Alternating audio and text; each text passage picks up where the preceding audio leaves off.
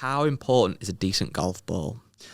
And I've got a little take on this. I have told this story before, so I do apologise to those people that have listened, but I would normally go out and use Pro V1. Yeah. Just what I do. Happy to use a TP. Well, I have to use any golf ball. That's what I'd navigate towards, or gravitate towards a Pro V1. And there was a time where my mother-in-law, somebody at her work had left or whatever, and in his desk he had a couple of dozen golf balls. He wasn't bothered about taking them, so I got them. She gave them to me because obviously I play golf. And they were like, I can't remember exactly, but like a Titleist DT Solo, like some random logo stamped on the side. And I played at my old golf course with some friends one evening, using one of them because I didn't want to use a Pro V1 and lose it or whatever, and shot 300 gross, which was one of the best scores I've probably shot around. Well, it was the best score I've shot around there. But yeah, I would never use that ball in a comp when I'm trying to get a good score. So it's kind of, although that's not a bad golf ball, obviously, it's kind of not what you'd fit me for. And you think, isn't it mad how, like, if I went for a fitting with Titleist and they tried me again with that ball against the Pro V1, every day of the week they'd come out and say Pro V1, and I'd also say I want Pro V1. But there's nothing more actual evidential, if that's even a word, than the actual score you've shot. Yeah, exactly. And I shot 300 par with it. So it's weird, isn't it? Because even, it sounds daft things. Let's say, for example, you got fitted for a Pro V1, yeah, which Titleist claimed that everybody should use a Pro V1. Yeah. It's a mad line, that, isn't it? Everyone should use a Pro V or a Pro V1X. It's only if then basically you don't want to spend that much money, you go down the tiers of golf balls. Kind of makes sense. I don't know if it's true or not, but so if you got a proper fitting and you came out with Titleist Pro V1 or whatever it may be, that is giving you the best ball speed, the best spin characteristics that on paper should suit your game. Mm-hmm. And you go around the putting green and you like the feel of it the most, and you like the spin of it the most, for example, right? Yeah. From a personal standpoint. What you might then under-factor is, let's say you go out on the putting green, or let's say you go and play golf, let's say. When you're using Pro V1 around the greens, you might like the feel, but does it almost spin too much? Are you leaving your chip shots too short of the hole because there's too much check? Yeah. Where if you threw down a DT Solo that doesn't spin as much, are you actually statistically getting it closer to the hole? True. The other big thing as well, let's say you prefer putting with a Pro V1, but your putting speed, the way you see putts and link that with the Pro V1, everything's missing short and on the low side because you're not getting the speed. For example, if you use a DT Solo, it's a harder golf ball, you're hitting it and it's staying on the speed that you project better, even though you might not like the feel of it. Yeah, true. So there might just be elements of that as well, as much as statistically on paper you should use this ball. Sometimes in a real life scenario, a different golf ball would suit you better. Yeah. So I think I love golf balls, and I used to not like testing golf balls that much because I thought they're not that different. I think they've all got these little subtle differences that might just suit different golfers. And I feel like golf ball reviews, certainly we do them on YouTube, they get fantastic views because, again, unlike a brand new £500 driver, somebody listening to or watching a golf ball review will go, yeah, go on then. I'm gonna buy 3 of those for 12 quid and give them a go. I'm going to buy a box of those for 20 quid and give them a go. Yeah. You know, it's an easier product to try, isn't it? Yeah, no, it is 100%. And at the end of the day, we lose golf balls. We need to replenish them. Yeah. I think they're at a price point now, like the Pro V1s, where they're expensive, but they're just about like, they don't weirdly feel like they've changed that much. I think a dozen Pro Vs now you're going to get for around, I'm just going to check actually. Probably 12 quid? Well, I was thinking of a dozen is going to be more like 40 quid. Yeah. But, well, 45 quid, I think. So on, American Golf, which is the first website I've gone on, the $44.99. Yeah. I feel like Pro V1s have always been 40 quid. Yeah. So they are expensive, certainly if you lose them, but they've not like got to the point where they're 60, 70 quid. Speaking of kind of the Pro V1 and how big of an advancement that was in golf, Max Thomas has said, what do you think will be the next big advancement in golf, in the golf gear kind of sector? For example, when hybrids first launched, they were kind of revolutionary, a whole new product line. So not necessarily a technology, but an actual product line. If I knew that, Max, I'd be a bloody billionaire.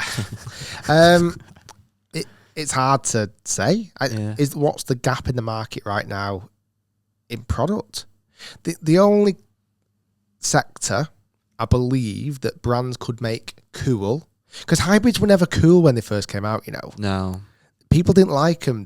It almost a bit like... Tour Pros didn't use them for ages, did they? Tour Pros didn't use them for ages, and they almost had this stigma of like, oh, it's just a club that gets you out of the bit of rough. Yeah. Like, it wasn't that popular. And over time, it definitely became a lot more popular. It became a lot more usable by all different categories of golfers. Mm-hmm. I would say one sector which was really struggled with that is like the short game. I still think there's wedges out there that could help a lot of golfers, but they've never become cool. Like really wide sole clubs, even chippers. Yeah. Like I feel like chippers have such a bad stigma, but I honestly believe if chippers became a mandatory golf club that people had to carry, people would lower the score. I'd think that. I think if suddenly a rule of golf was, right, you can have 15 clubs in your bag, but one of them has to be a chipper, I honestly think people would be a bit wary at first, but over time they'd actually start to use it, and I genuinely believe that they'd hit better short game shots. No, I think whenever we've reviewed so basically I want chippers to become cool. No coincidence. I mean, maybe I could make chippers cool. The only thing with the chipper is, I know it's a joke, but if you are a better player, it is taking a whole club out your bag. Well, that's what I'm saying. If you had one in. I feel like, but bearing in mind, that's what hybrids were like back in the day. Rescues. Yeah. You'd almost have to take a club out the bag, a 3-iron. Yeah, and put one in. And put a rescue in. Well, that's where the numbers came from, wasn't it? So you replaced that number of iron, but didn't quite work. But I'd say what I think I would like to see, and this probably will never happen now in the kind of era we're in with launch monitors, but there was a spell where brands had square drivers. Obviously, the whole story of that was MOI, forgiveness, accuracy in your golf shots, and they kind of weirdly weren't marketed as being the longest, but certainly the most accurate drivers. And there was, I think, evidence in that. Obviously, they sounded horrendous at the time; they didn't really take off. But it would be good. Think about, like, this might be the best example now. I just thought of it in my head and it felt good, so bear with me. It might not be, but if you think about, like, when Mo Farah does a marathon run or whatever. The shoe that he will wear is obviously Nike's top shoe, and they may say that should be the shoe that everyone should wear.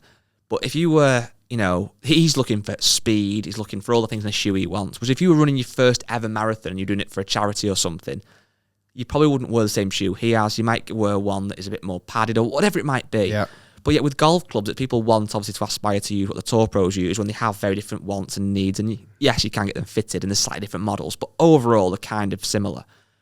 But it would be good if brands made, so like TaylorMade made a driver that was all about accuracy. So Tour Pros didn't use it because they don't really need to, but it was, let's say, rather than being 45 inches, it was 43 inches, so you get a bit more control.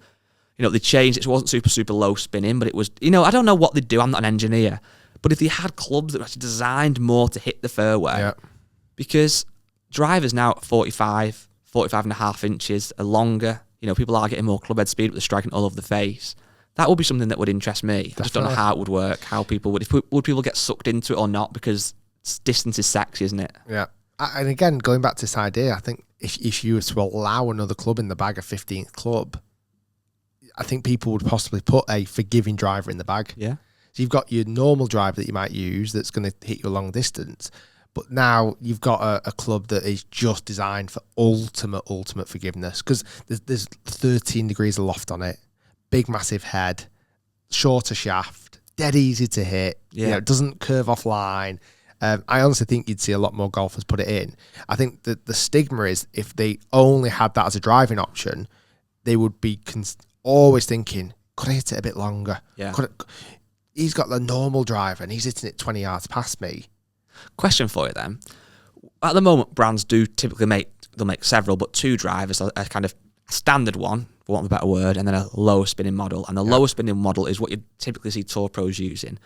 I imagine, again, a bit of guess, if you got a Bryson or Rory to hit the standard model and then hit the low spin model, they would gain on the low spin model by some amount. If you got an 18 handicap to do the same test, I imagine the gain would actually be very short, if actually no gain. So they don't really get the benefit of these lower spinning drivers massively. But people still sometimes navigate towards them. Like, is there not a way of making another, not like a slice up, another option that's like super, I don't know. I think it'd be good. Like I say, they make slice drivers, don't they? Yeah. Which haven't been great. I think it would be a good idea then for a video. I'll say it now. We've obviously got the rights on it, so we say it first. If we get like Nick Hibbs or a professional club builder to almost build us a super forgiving driver. So like, let's just say a Ping G425 Max with the most loft you can get a proper custom built shaft that's like 43 inches, get it all weighted, and actually give it to amateurs and give them a normal one and see what the difference is. I mean, even like glue the inside of the head. Yeah, make it all proper and give it, because when I used to fit golfers in my old job many moons ago, I actually asked the guys who worked above me for some shorter length shaft options, because I knew that the shaft that was in stock was too long.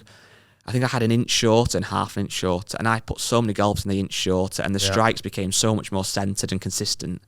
That'd be a good thing to try. Bit nerdy, but I think it'd be good.